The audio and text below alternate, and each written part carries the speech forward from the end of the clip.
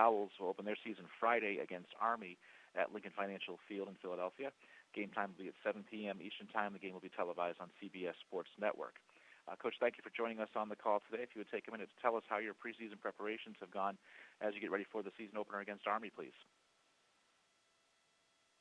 Yes, thank you. This has been a really hard, physical, demanding preseason. We came into it with a lot of questions, and we have most of them answered. Very excited about the team. But now it comes time to see who can do it in the game. They've done a lot of work. They've worked really hard. Great effort in practice, and now we'll find out who can go out and replicate that effort in the game. Looking forward to a great game against a tremendous Army team that was very, very close in a lot of games last year. We told our team to remind us of us going into the Vanderbilt game 2 years ago, where we had been 2-10 with a bunch of close losses, but knew we had a good football team. They have a very good football team, two great quarterbacks, a tremendous scheme. Coach Munkin is a great coach, extremely competitive man, and defensively they present a ton of problems for you. So we'll try to concentrate on us and playing the best that we can play, and hope to compete, play a good game against Army. We'll take questions for Coach Rhule, please. Hit *1 on your telephone. That will put you in the queue, and then the operator will introduce you. We will go to Mark Narducci with Philadelphia Inquirer. Good afternoon, Matt. Hey, Mark. I just wondered how much is your depth chart going to be the starting lineup? Like, I see your receivers. It's interesting. You have Kirkwood, Yancey, and Ellick as kind of the first-team guys, and I know a lot of receivers are going to play, but is that what it looks like, that those three would be the starters?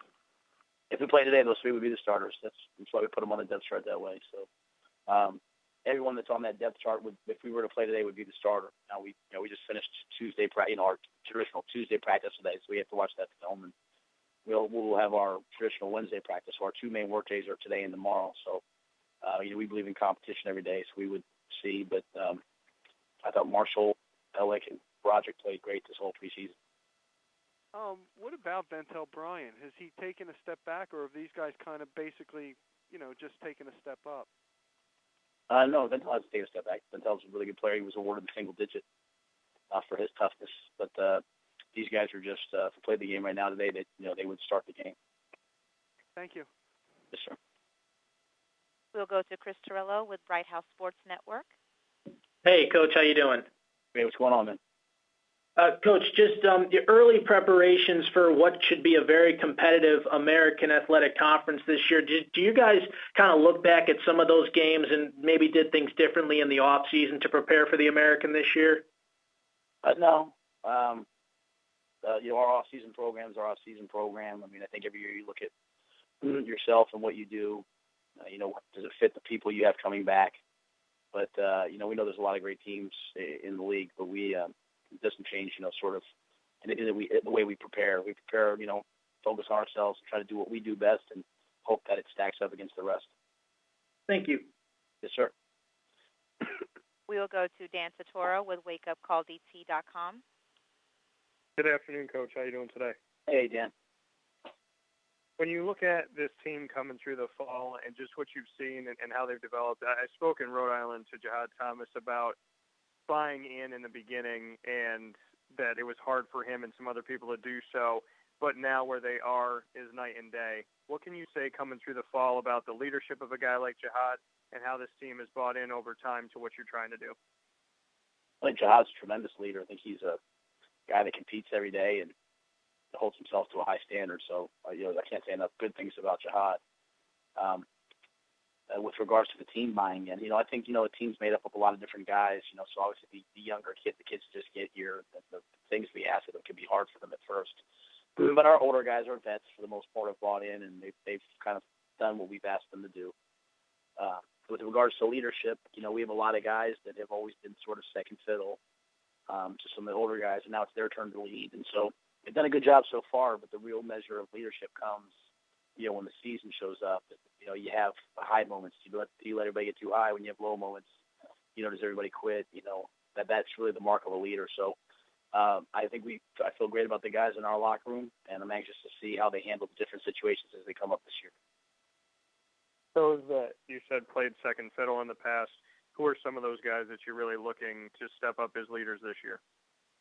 PJ Jihad, Dion Dawkins, Brendan McGowan, Sharif Finch, Avery Ellis, Hassan Reddick, Praise Martin, Stephon Marshall, Avery Williams. A bunch of those seniors have been, they've been in the mix, and they've always been out there. They've been playing, but they always looked up, not looked up, but they had the older guys, the Matt Ioannidis, the Dave ones, and those guys, to be able to say something. So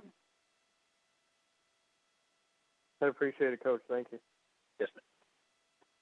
We will go to Donald Hump with Philadelphia Tribune. Matt, how you doing, man? Hey, Don, how you doing, man? I'm doing great.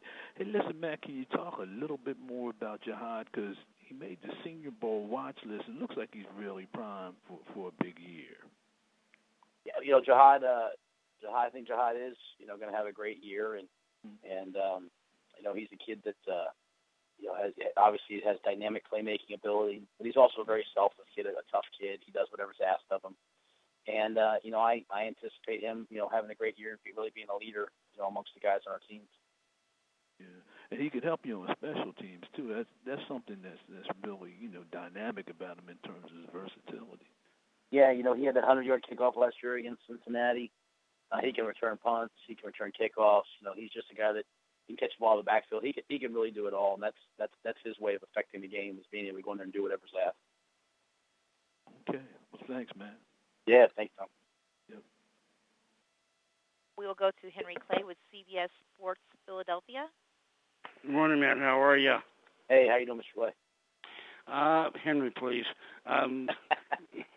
How difficult has it been for your scout team to try to duplicate what Army does, because they do it so well? It's been very difficult. I think it's the same for everybody. We have a lot of guys who are, that play for us on offense that have gone over and done it. Guys like David Hood, Cotrell Simpson, and Tom Bradway. They've taken a lot of pride in it. Mike Saravo, our linebackers coach, has made it his mission to be the offensive coordinator. So, it's gotten to be where we've gotten a really good look, but it's taken a lot of work. And we still know that look will feel like half speed compared to what the game feels like. And so, we've done the best that we can, and we'll continue to do the best we can, getting ready all the way up to the game. But that certainly is a challenge, is preparing for the option, trying to see it at full speed. And what about your conference this year? Listening to the other coaches on this conference sounds like it's going to be a really tough one this year. Yeah, I think there's a lot of really talented teams. There's obviously a lot of great coaches, and it's going to be, it's going to, just like last year. I think it'll come down to the final weeks. Last year we won the East in the last week, and Houston Navy, I think they won it in the last week, or so. They came all the way down to the final games last year to figure out who's going to win it. I think I could see it being the same way this year, because there is tremendous parity, and there's a lot of teams that on any given Saturday they can beat anybody else in the league. Thanks, Matt. Good luck Friday night. Yes, sir. Thank you. And we have time for one more for Coach Rhule, please. We'll go to John Marks with Metro Philadelphia. Hey, Matt. How you doing there? Good, John. How are you doing? I don't know if I got cut off, so I may have missed it. Whatever you thought it would be like telling your team last year's over and now we start from scratch, did it work that way? Did they go along as much as you'd hoped? Yeah, I think that they've had a really nice mentality in terms of really focusing on each day and being physical and being aggressive, even from the end of last year. And I think it's twofold. You say there was a lot of great things last year, but we're also on a 2-game losing streak right now in my mind. So while you want to realize that last year's over with, I think you want to learn from it. You want to learn from the good things. You want to learn from the bad things. And you just have to realize that nothing you did last year is going to help you this year. And be in the moment. Try to keep preparing. So I think our kids have been good with it. I really do. I think they've worked hard, knowing that they have to create the future that they want to have. Do you feel like Temple may have snuck up on teams now that's going to happen? That people are more aware of you and they don't have that advantage you used to have? Yeah, I don't think we snuck up on anybody last year. I mean, to answer your question, we're certainly not going to sneak up on anybody this year. But I thought after really we went 6-6 that year, I think people realized, okay, these guys are on to come. They're going to be a good team. And so once we won the first couple games last year, beat Cincinnati in week 2, beat Penn State week 1, beat Cincinnati week 2. I know everybody else after that was focused on us. So we know we're going to get everybody's best shot, and that's what we expect. And we'll just have to go out and play and see if we can do anything good.